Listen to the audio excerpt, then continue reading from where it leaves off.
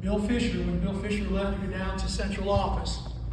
And I was the freshman basketball coach at the time. That's when we had freshman basketball teams, JV basketball teams, and varsity basketball teams. And the JV basketball position came open, and I always wanted to be a basketball coach. And I got a call from Charles Rose to come in for an interview. And this is during the summer. And he called me on the phone. I got all psyched up, had my little resume together, went in there and sat down in his office. And Charles is a real kind of quiet guy. He never really smiled a whole lot. He had a really kind of dry sense of humor, but he's really intelligent. And I don't know why I'm throwing that out there, but he must have saw something that's down the road was pretty funny. But he asked me, he started asking me some questions about basketball, and he said, what do you think about this? And I said, yes, sir, I'm very interested. He says, I know you're here for the JV basketball job, but in order to be the JV basketball coach, you're going to coach soccer. And I looked at him, and I kind of leaned forward in the chair, and I said, what's soccer? And he just kind of looked at me, and he said, oh, you'll figure it out. And I said, really? Are you sure you want to do this? He says, oh yeah, I want to get a coach on campus to coach a soccer team. And I said, are you sure? And he said, yeah. And oh, by the way, my two sons play soccer. So, you talk about putting the heat on me. So I said, yes, sir, I'll do it. Well, I went outside and I threw up. Literally threw up, because I said, what have I done? I know nothing about soccer, not anything. And so I drove home. I got home, and Gail greets me at the door because she knew I really wanted to be this JV basketball coach. And she goes, well, what happened? And I said, I got the JV job. And she goes, well, great. But I said, but I also got the soccer job. And she looks at me and goes, you don't know nothing about soccer. And I said, absolutely. But, I don't know what to say. She says, well, wait a minute. She said, that's got to be an opportunity for you to prove to Charles Rose that you could be a varsity coach down the road someday. My wife she was the voice of reason. She was my greatest assistant coach I've ever had in my whole life, and I've had some great assistant coaches.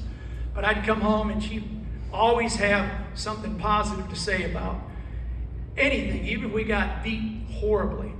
Well, the first soccer match I ever saw, I'm coaching.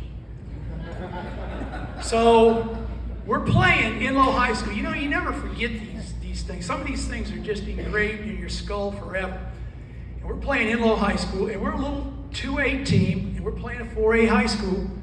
And, inner city high school with really good athletes, and they're coming down and they're playing in our stadium. And game, about 5 minutes into the game, we're down like 4-0. And I'm standing there on the sidelines, and I'm calling timeout.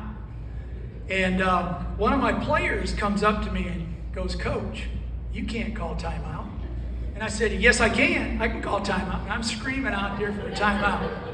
All of a sudden, on the other side of the field, this little linesman comes running across the field. And he comes up to me, he says, Coach, you need to shut up. And I said, no, I want a timeout. There is no timeout, Coach. And I said, I need a timeout. He says, you need to shut up. And he reached in his back pocket, and he pulled out this little plastic yellow card and put it over my head. And I go, what's that? He goes, that's a warning. And I go, what's that mean? He goes, if you don't shut up, I'm going to give you a red card. And I go, what's a red card? You're going to be out of here with a red card. Well, I'm sitting there, and I all of a sudden get this burning sensation on the back of my neck. And I could kind of feel all the fans in the stadium going, what is he doing? They knew more about soccer than I did. And their kids have been playing ever since they were, 5 years old. And I kind of turned around and looked, and I said, oh man, I got to figure this game out. So luckily, I had a connection with basketball. And I looked at soccer like basketball, but the center line is different than in basketball, on a basketball court, because you can take that ball across the center line and bring it back and take it to the other side of the field, and there's no violation. So I'm going, holy cow. And I looked at the game and I said, basketball is played with your hands. And it takes a lot of skill to learn how to shoot the ball, pass the ball, catch the ball, run, dribble, and everything. But to play soccer, you got to do it with your feet. And I said to myself, anybody doing that with their feet, it's got to be a lot more complicated. And so I said, if I can get my kids to learn how to play pressure defense and get out there and get in the passing lanes and also get in the, try to possess the ball once we get it and move it around from side to side, going east, west rather than north, south. These kids bought into it. They thought I knew what I was talking about. Because I think everybody still plays zone in soccer. I'm watching the World Cup this year, and I'm going, get on him. Get on your man out there. And, we get beat again, and it just drives me nuts. But my kids bought into this, and I've got one here tonight, Brian Woodliff, the legend. He was my last soccer player from that team that I coached. That was very special. But I don't know if they knew I didn't know what soccer was, but I didn't want them to know I didn't. And I think that they might have been a little fearful of me because I'm a little intense at times, and I don't think they ever said, Coach, you don't know what you're talking about. They bought into it. We learned to play man-to-man defense. We're doing all kinds of drills. One day, we're practicing down in the stadium, and Glenn Woodliff is standing up at the top of the stadium, and some of the parents are going, Glenn, what kind of drills are they doing? And by the way, my practices were closed. I didn't want anybody watching us. But they would kind of get there. They would come towards the end of practice so they could kind of say, I'm waiting to pick up, Billy, Brian, whoever. And I'm out there trying to get them to get into passing lanes and doing all these drills. Glenn Woodliff, who's a Hall of Fame basketball player at Wake Forest, he said, you know what he's doing? He's teaching them how to play basketball on the grass. And, he's right. He's basically right. So, to make a long story kind of short, once we figured it out, we won 9 conference championships. We won 7 consecutive conference championships. The kids went on to win 74 consecutive conference wins without a tie or, sometimes you can get a win if it's a tie. We had no ties. They were all wins. And then we won the state championship in 1996. And it was just I wanted to tell you finalists that opportunity will present itself at the most inopportune times. I'm a living example from it. Case in point, when someone thinks that you're capable of doing something that you never dreamed of, step up for the challenge. I am very lucky that Charles Rose saw something in me and gave me that opportunity and gave me a chance to work with some of the greatest kids I've ever had in my entire life. Their parents bought into it. They might not have liked how long my practices were, but they bought into it. And I was very, very fortunate that that happened to me. So I want you finalists just to remember, you are all in the top 1% of your class, and you've done amazing things throughout your high school career to get to where you are. Don't get satisfied. Always keep working. Excellence should be a habit. You should do it over and over and over. Don't think for a minute to let up, because there's always somebody else working harder. So I want to tell you one more story, and this is a crazy story, because this is when I was a JV basketball coach. I had the opportunity to work with a young man back in 1991. He tried out for the basketball team. His name is Nathan Taggart. Matter of fact, I called him on the phone today and told him that I was going to use him in a speech. He goes, "Coach, are they going to videotape this thing?" And I go, "I doubt it, but I just want you to know if your ears are burning, I'm talking about you." So he goes, I said, "Can I have your permission to do it?" He says, "Absolutely." So Nathan tries out for the JV basketball team as a freshman. Mandy, you remember Nathan, Mandy? Yeah. Well, Nathan at the time as a freshman was a real tall, slender, very slender young man. He was probably about 6'1", probably weighed 110 pounds. This is extremely thin. And he tried out for the team, and he did not make the JV team. He comes back next year as a sophomore, tries out for the team again. I mean, he didn't make it. He did not. He wasn't good enough to make the team. And it's just like Trentini said: you take the best players, and you get them to work hard. And he didn't make the team, so he comes back his junior year. And Coach Lindsay, varsity coach, I'm still a JV coach. Nathan has to try out for the varsity. Now, he hasn't played JV at all, but he's very determined, and I like that, because I encouraged him when he didn't make the team. You just keep working. You never know what's going to happen. So he tries out for the varsity. First day, Coach Lindsay comes over. "Hey, Coach Hess, come here. I got to talk to you. Come here." He said, "Look, Nathan's trying out for the varsity, and he didn't play for you the last 2 years, but he's 6'3", and you got a real young JV team. I tell you what, he can play on the I'll let him play as a junior on the JV team if you want to keep him." I go, "Oh yeah, absolutely. I'd love to have him, because he's getting a little bit bigger, a little bit stronger, a little bit more meat on his bones." So I made Nathan my team captain. Now, he's still not a physical specimen yet. He's still maybe 145 pounds now. But he was very determined. He wanted to learn. I taught deaf children at one time, and they're the neatest kids to teach, because they listen to you with their eyes.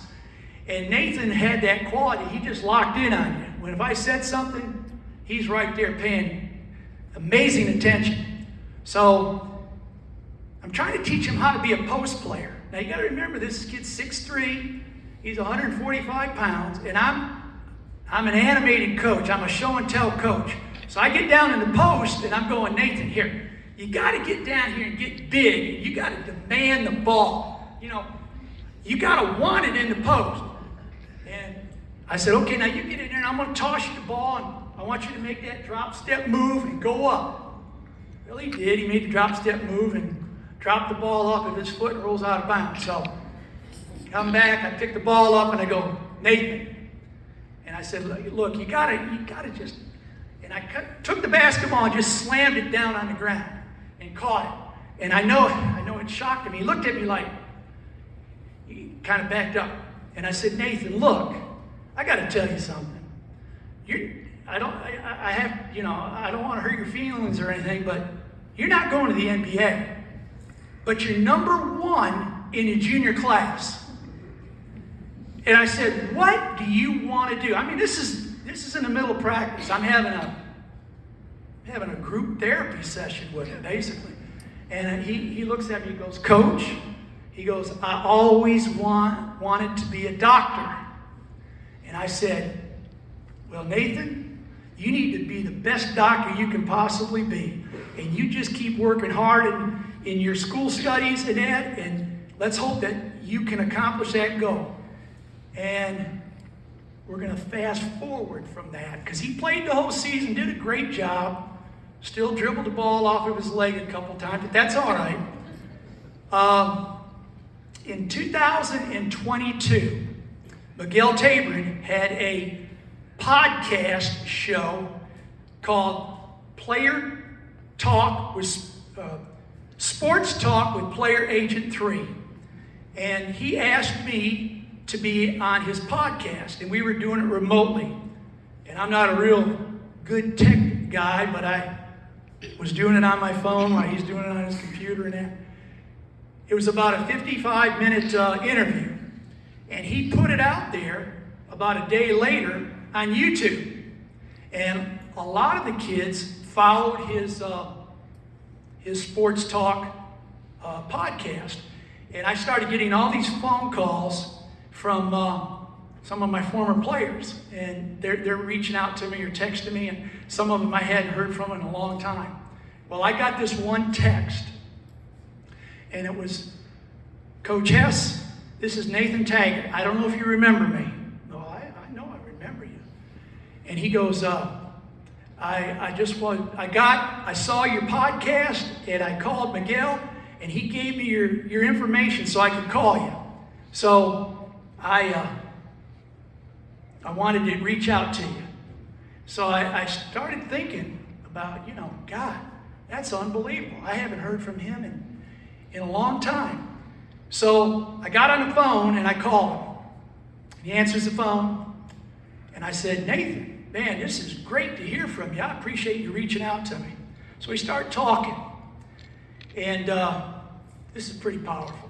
This is really powerful for me, because you just never know where you might be and what's going to eventually happen. And I said, "Nathan, tell me about, what you did." He says, "Well, he was a Mormon. He went to Brigham Young University, and he graduated from Brigham Young, went over to Russia, because he majored in Russian, and he majored in biology. Went over to Russia and did his, they go over there to do their mission work. Came back, went to med school at UNC Chapel Hill." And I said, "That's amazing. That's tremendous." And I said, "What are you doing now?" He said, "Well, when I graduated from Carolina, I went out to California, and I worked in San Francisco in the hospital there during my internship and that. But," he said, "for the last 15 years, I am the chief pediatric cardiologist at the Mayo Clinic in Rochester, Minnesota." I said, "Oh my God." I said, "Nathan, I told you you weren't going to the NBA, but you became the greatest doctor you possibly could be. You never know what's going to happen, and you need to be always ready for that possible scenario that could happen. I really believe you finalists are extremely fortunate. You've got your parents here tonight, family. You got everybody rooting for you. Nathan sat here 30 years ago. He was a finalist. He didn't win, but he was the same caliber of you all. Now I expect you all to be able to do the things that Nathan's accomplished.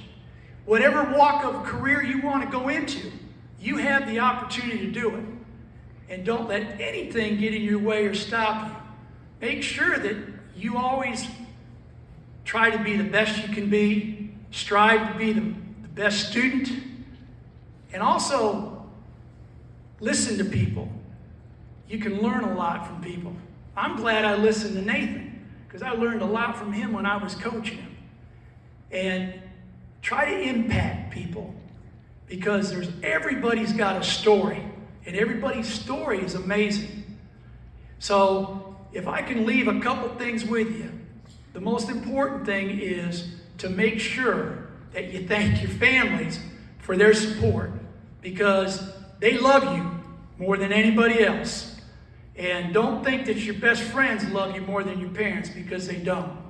So you need to thank your parents tonight. They're here supporting you, and that's why you're here, is because they were providing for you to be great.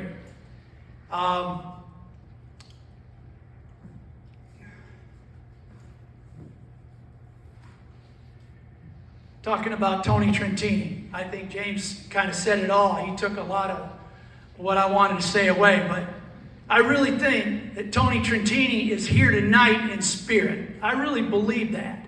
And he's up there smiling at all you finalists and knowing that, hey, these men back here that started this foundation and keeping it going for 43 years is amazing. And I know that he would be honored to meet you, and someday down the road you probably will meet him. But I wish you all the best of luck with everything that you do. Remember, you're in the top 1 percentile. That's special. But 700 students in the senior class? How many are in the senior class this year? 500? That's still a pretty good percentage. 7 out of 500, right? That's outstanding.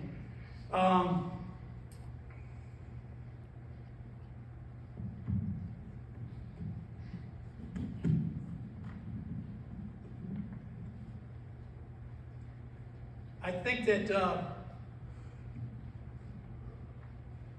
case in point was about never shy away from a challenge. Never do that. You'll never know what the opportunity will present, but at the same time, put your whole heart into it, you're going to be successful.